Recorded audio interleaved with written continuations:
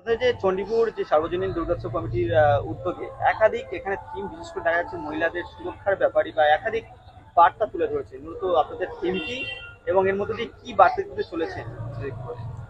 আমাদের এবছর মূলত থিমের নাম আমার দুর্গা।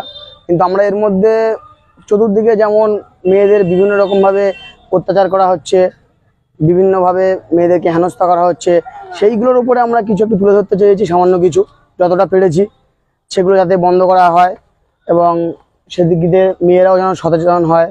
ছেলেদের, আমাদের দাদা ভাইরা যারা আছে তারাও যেন মেয়েদের নিজেদের বোনের মতো ভাবে একে অপরকে, সেইভাবে আমরা একটা সামান্য কিছু একটু তুলে দিয়েছি। এবং নারী মানেই তো মায়ের সমান, তো সেই হিসেবে আমাদের থিমের নাম দিয়েছি আমার দুর্গা।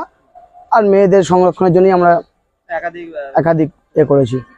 আর এই যে একেবারে কিন্তু বহু মানুষের সমাগম হচ্ছে ইতিমধ্যে, ঠিক আছে, এই যে দেখছে এবং বহু দূর দূরান্ত থেকে কিন্তু আপনাদের সুনাম ছড়িয়েছে। কি বলবেন?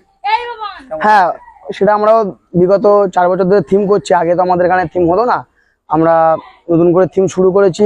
তো আমাদের কমিটির নাম অনেক জায়গায় শুনেছি আমরাও যে হ্যাঁ ভালো হয়েছে। এটা আমাদের শুনে কেমন লাগে? কেমন লাগে? খুব ভালো লাগছে যে আমাদের কাজে উৎসাহ কি বাড়ে?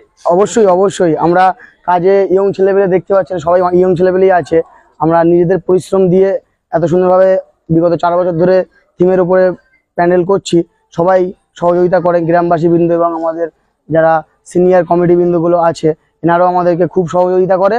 তার সঙ্গে আমাদের মানে সিনিয়রের অভিজ্ঞতা, আমাদের নবীনের উদ্যোগ নিয়ে আমরা এভাবে সামনে বছর আরও ইচ্ছা আছে যে এর থেকে আরও বড় কিছু করব।